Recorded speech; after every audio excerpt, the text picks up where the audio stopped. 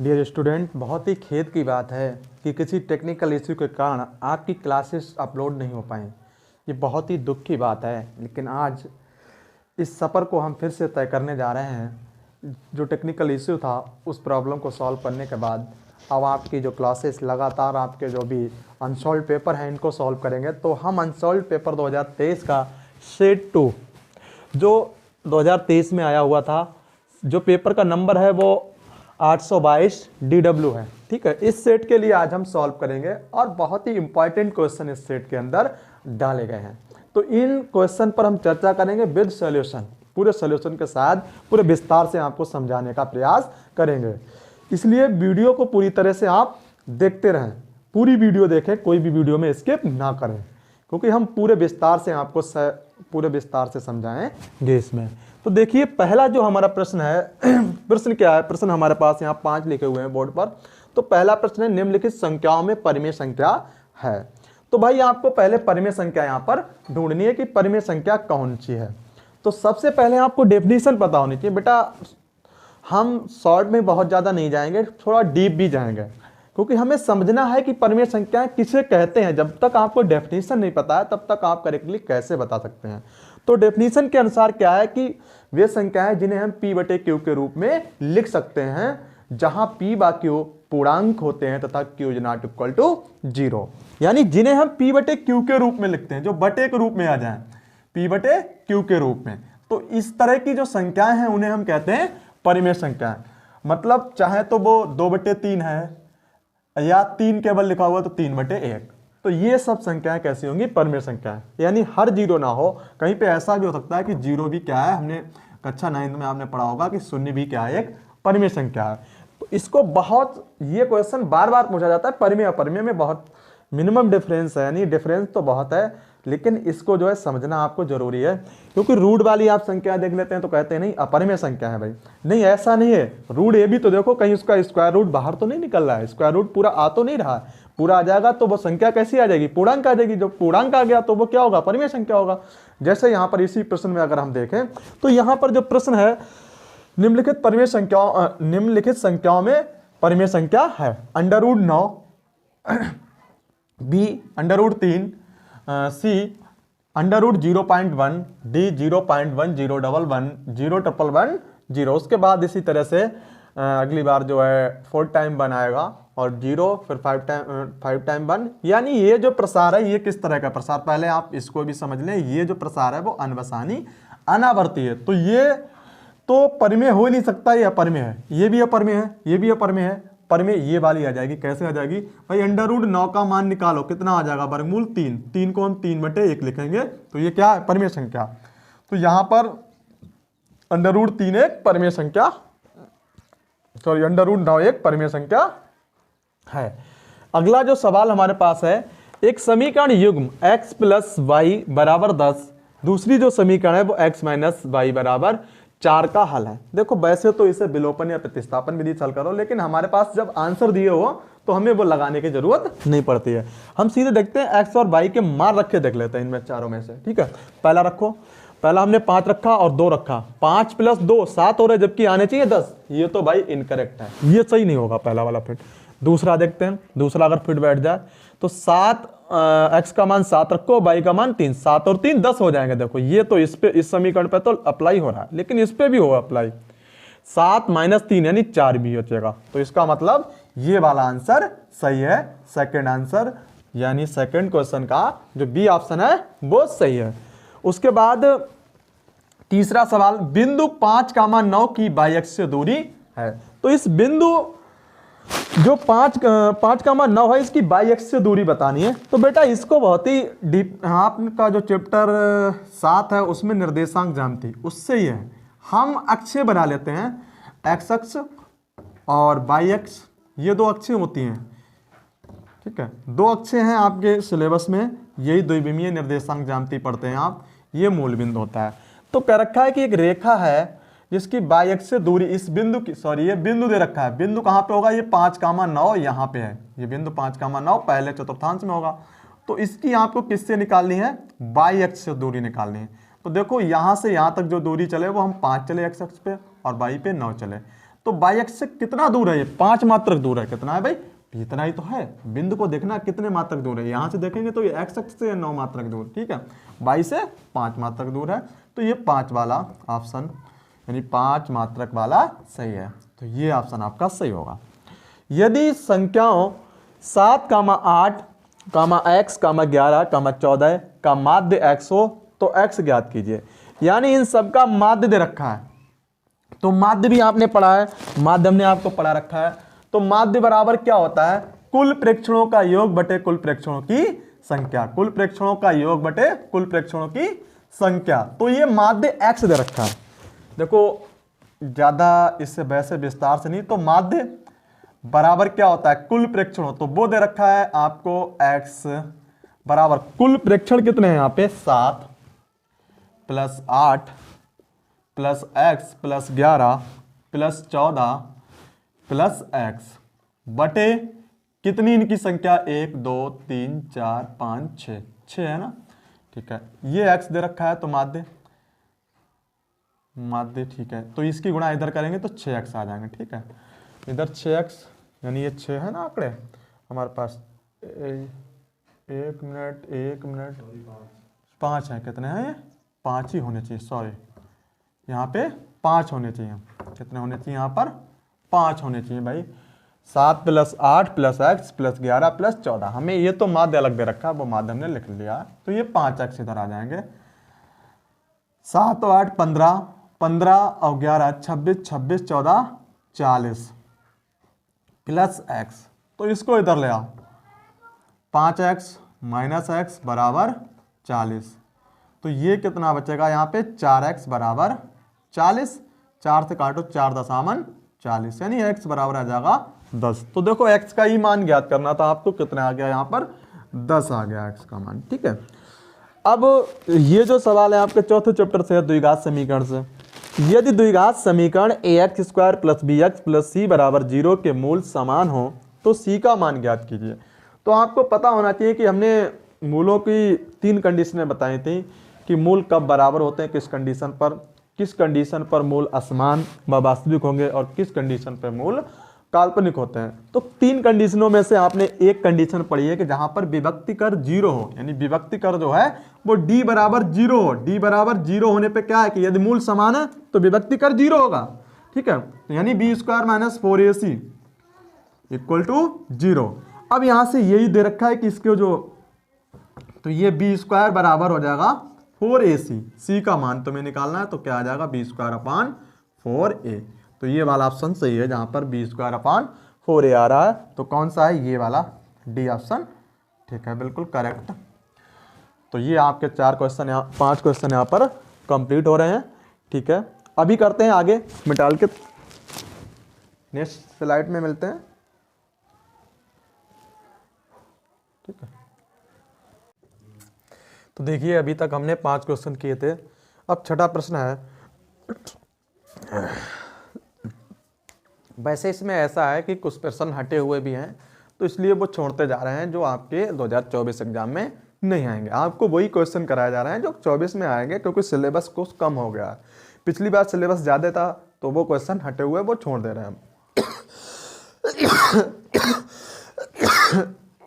तो देखिए छठा प्रश्न क्या है।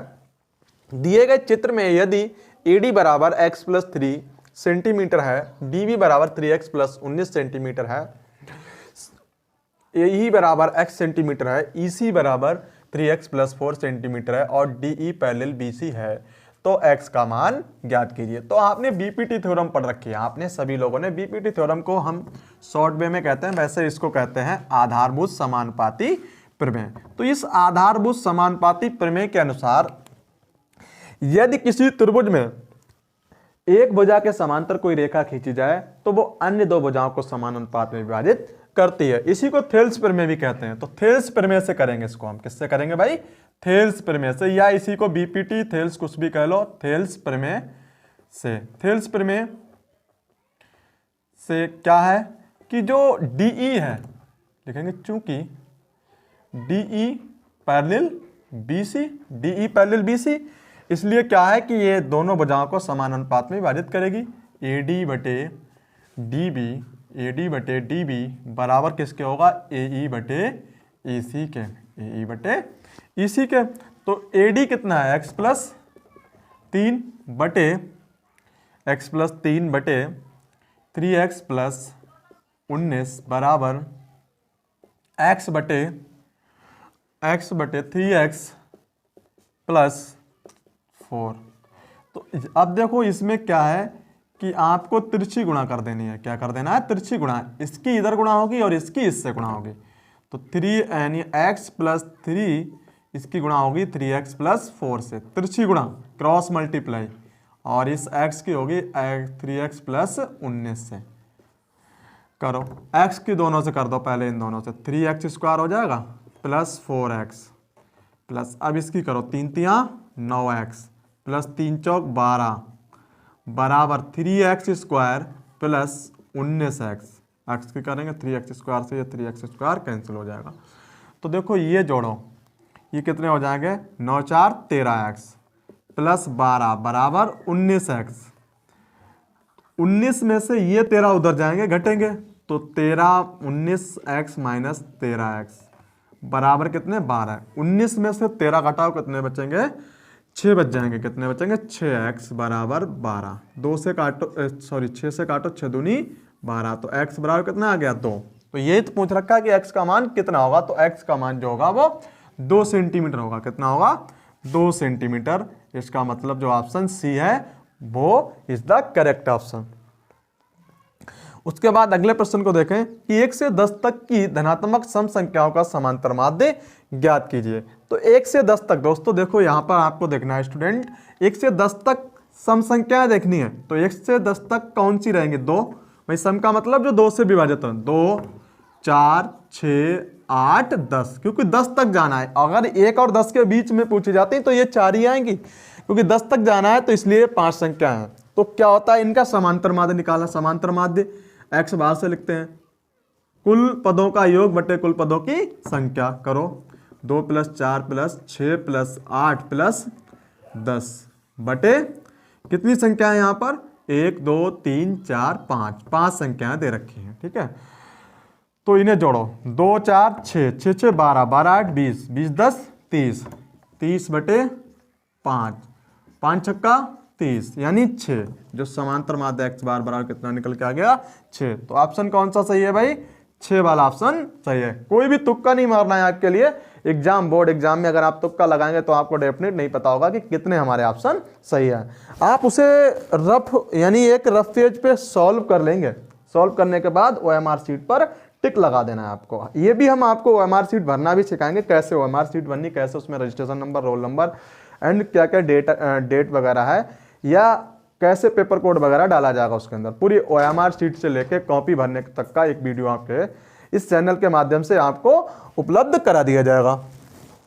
अगला प्रश्न क्या है, तो देखिए ये कितना है, आपको बहुत ही ये सूत्र आपको पता होना चाहिए। ये 9th का सूत्र है, 10th का नहीं है, ये 9th का सूत्र है कि समांतर माध्य बराबर क्या होता है, कुल प्रेक्षणों का योग बटे कुल प्रेक्षणों की संख्या। कितने प्रेक्षणों का कुल योग कितना आ रहा है, इनको हमने जोड़ा सबको बटे उनकी संख्या, उससे डिवाइड कर दिया तो वो समांतर माध्य निकल के आ गया।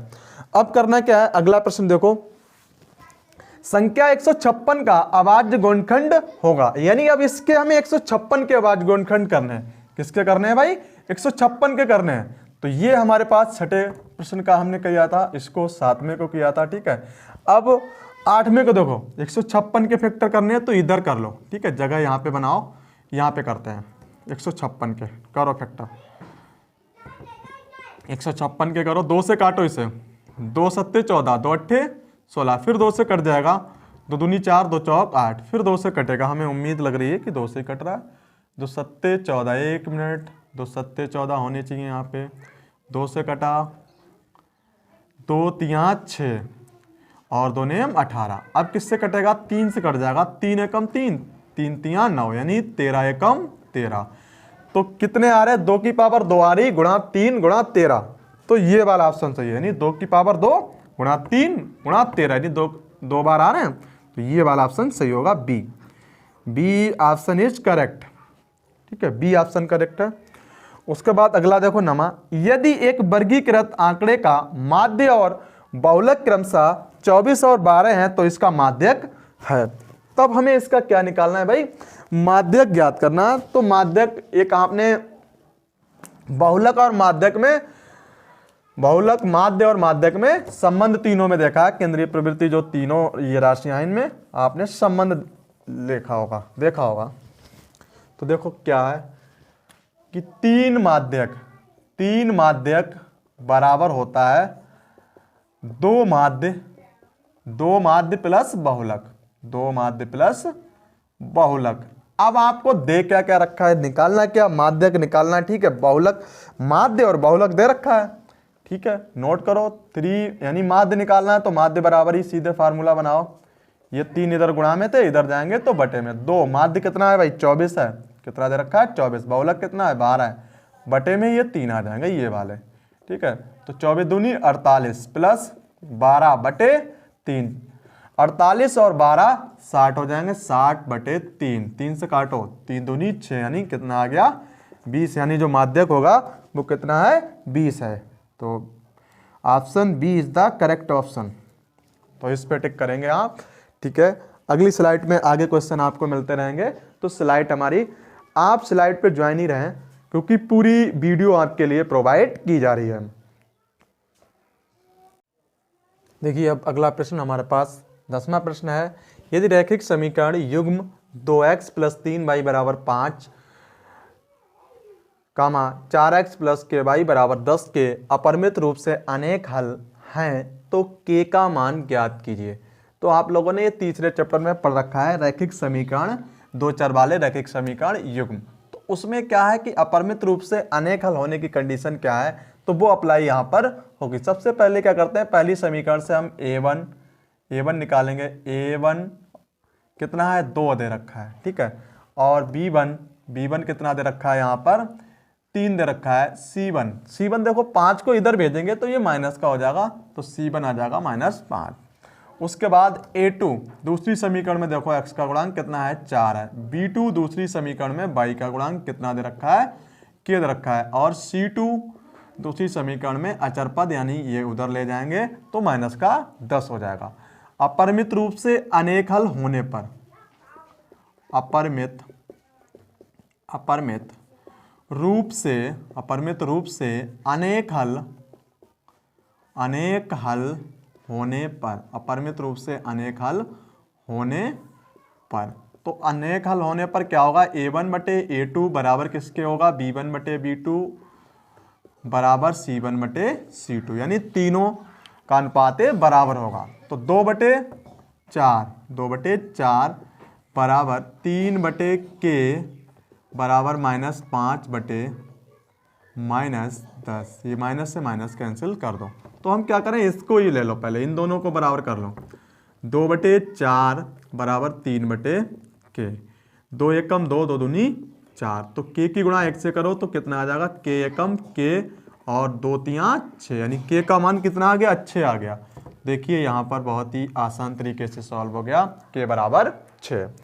उसके बाद दूसरा जो सवाल इसमें क्या रखा है, देखिए स्क्रीनशॉट इसका ले लो क्योंकि हमें इसका सलूशन जो है अभी निकालना पड़ सकता है।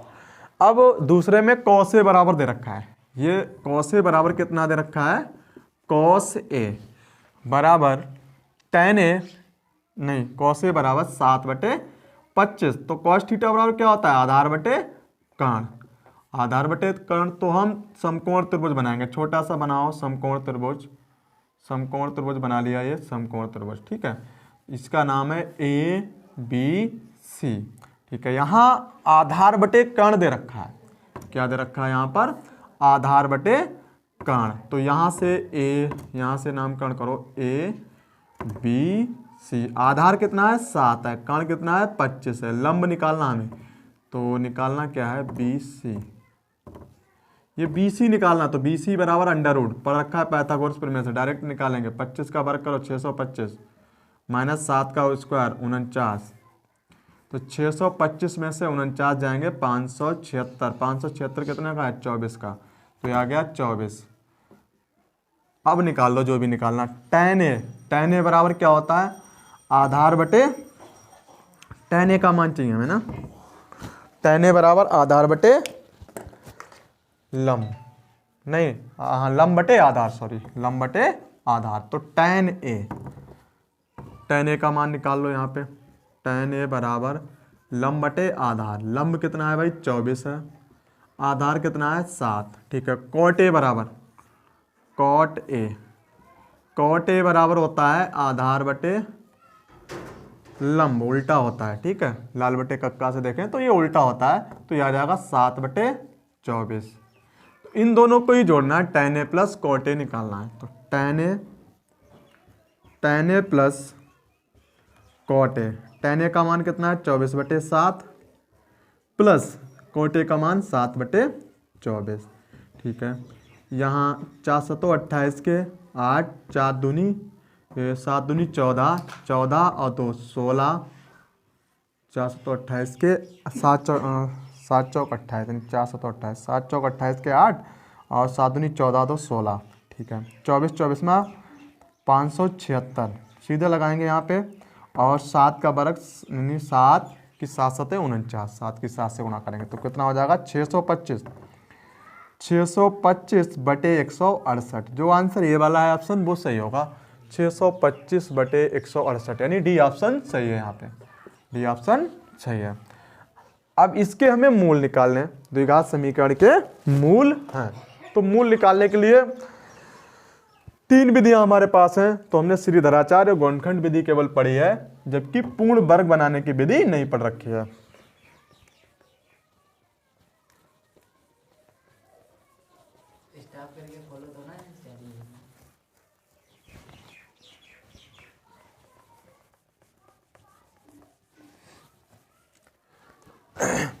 तो द्विघात समीकरण हमारे पास क्या है, x square minus 3x minus 10 बराबर 0। इसके गुणनखंड कर लो।